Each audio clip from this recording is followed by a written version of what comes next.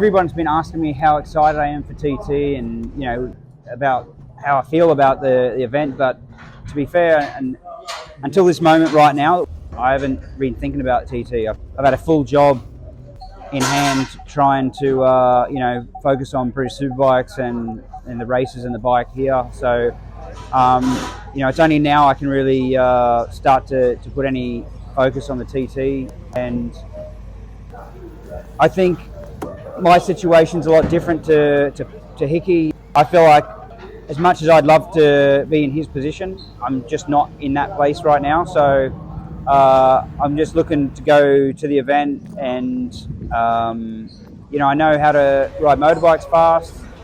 I like the Isle of Man TT, but just got to, let happen what's going to happen. Ride the track, ride the course, learn more, particularly from Pete, and then see where that puts us at the end of practice.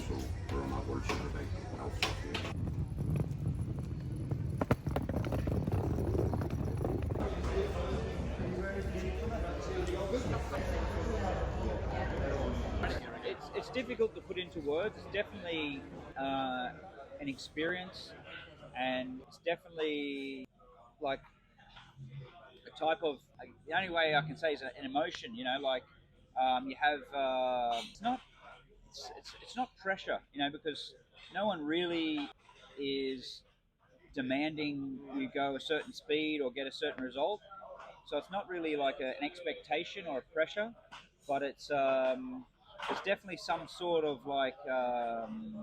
some sort of stress, where you're thinking about what's coming, and even if I do a nice lap, which is very safe, there's no such thing as a safe lap here. At any moment, if something was to fail on the machine, or there's so many examples, something outside, we don't want to talk about what can happen. So you always have this sensation of, some sort of stress in somewhere in the back of your mind. But everything else is like excitement, joy, experience, emotion, like good things. But there's a little bit of like stress there as well.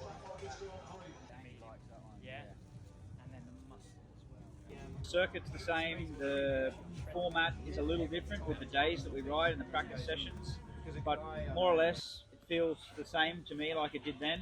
I feel there is some more. I'm not certain, but I feel like there's more global awareness of this event. It feels like maybe social media and television coverage and stuff has maybe improved, and that's what makes people understand this event a little better. But no one will really truly understand until they come. It's not possible to watch a TV highlights program, or somebody else's video footage on their phone or whatever. You can't see it anyway to really know what this is about here until you come for yourself. Feel and watch and see it firsthand. Yeah.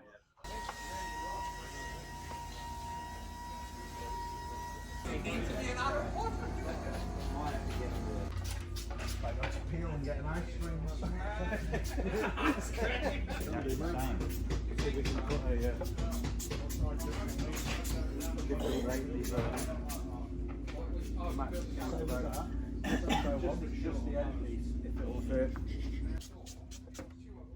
It's a bit of an emotional process, so you kind of would like to get the first session just out of the way. Not out of the way, but it feels like there's a lot of build up to get to this point, and then you get delays, which I just go with the event. But that kind of increases this unnecessary unease. It's like you just want to go out and do the first practice and get some laps going, and then you know where you stand, where you sit, then you can kind of focus your energy on more real emotions, like what you want to do with the bike, where it's not working, areas you need to improve,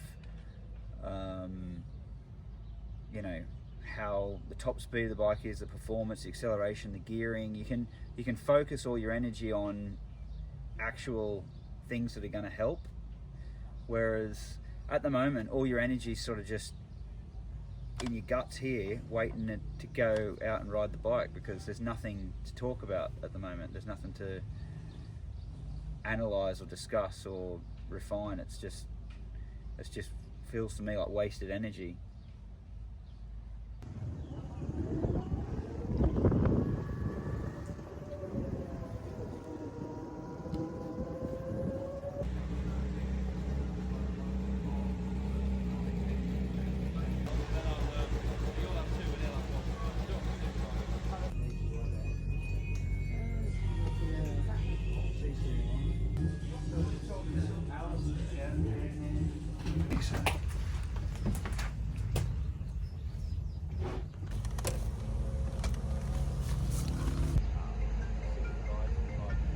Good.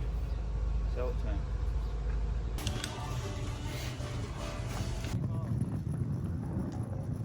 So I did 8 laps on the first practice, so it's quite a lot of work. And like I said, it's a different method for riding, and I'm actually using more energy in the first day than I would in other days, because I'm not confident to let the bike drift and use all the track. I'm kind of like finishing the corner early, and I'm working to make the bike do that. So I'm using muscles and using my body more than I should really. But once I become more relaxed, then I'll let the bike sort of flow. And rather than worrying about using all the road, I'll just be confident to use all the road and then not fight the bike. I mean, in general, riding here is different from the regular short circuit racing. So you use the body in a different way. So I feel some muscle fatigue and stuff like that, but nothing serious, just some general feeling of discomfort.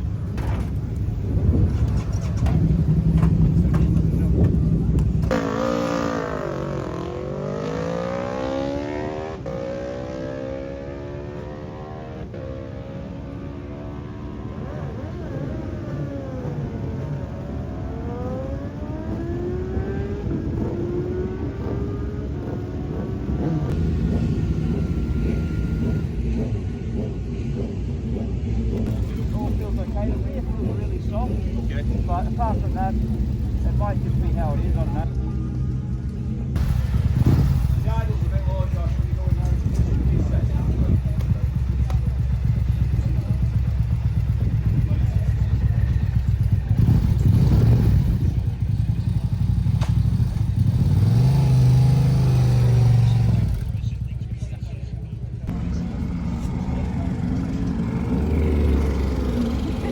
Waiting for Josh to come back. His super twin bike has broken down a groover, so he's en route back via Douglas back roads to hopefully get out in time for a ride on the super bike. Take a breather. Yeah, it's ready. I'll stand on the wall and I'll have this ready for you to roll again. Communication. Always down. Stable, but I think it might be a little bit me. The second lap was a lot more stable than the 17 minutes 30. First was 18, 20. So go to 6th and it stays in 5th on the go. Just like little odds and sods, yeah. But other than that, it was loud. Yeah, mine sounded loud. Fucking loud. Did you know it was the screen? No? So, bugged on the screen or what? No, as in like the screen almost makes the track feel magnified When you look through it. So when I sit like behind the screen and like it's okay, but you know when you do that in between bit, I'm like, whoa, where am I? Like, it kept changing like.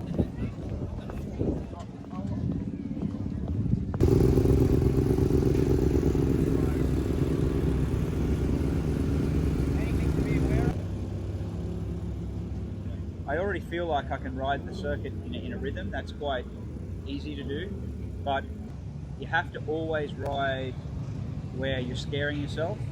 So and that's necessary to improve. So if I just stay in the position where I feel comfortable, I'll not go any quicker, and I'll not improve. So every single lap, I have to be at that window where I'm starting to have some fear, and then that encourages me to my eyes to experience the track at a higher speed, and also memory of how the bike feels over certain rises and dips, and then that accelerates the learning and preparation for going quicker. I think that's what maybe separates the good riders from the great riders, is someone that can be comfortable and then move into a new zone quickly, and then be comfortable there, and then move into a new zone and then be comfortable there quickly. Where I feel like I can't be certain, but I feel like maybe I'm not the fastest one to go to my limit. You know, I feel like I move steady through the process.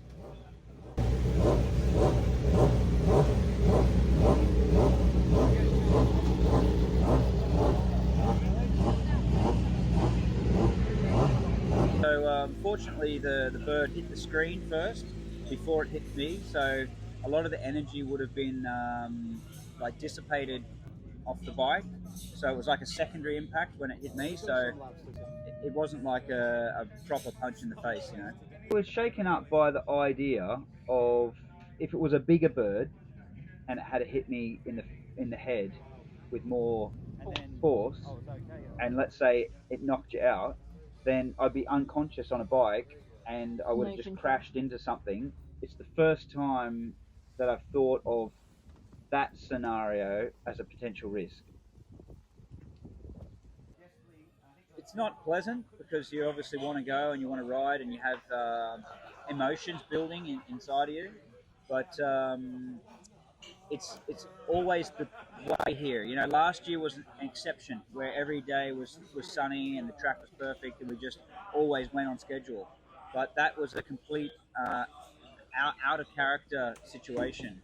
It's very normal for us to be ready to go and then a session be delayed, or a cloud come through, or sunny here and rain over there, and it's just the way it is here. You have to accept it. So it's not a big challenge, you know what I mean? It's disappointing, the same as everybody. You know, like everybody's.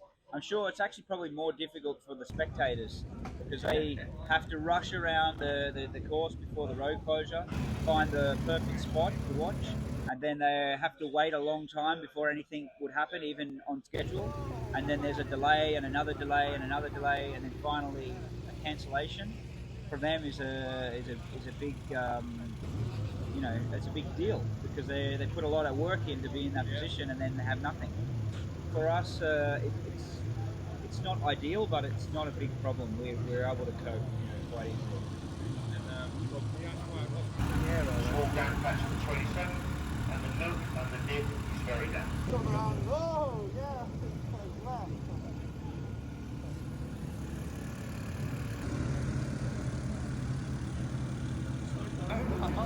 I ain't got a grip. Not a grippy one. Nah, just the one. Big Steve all the time.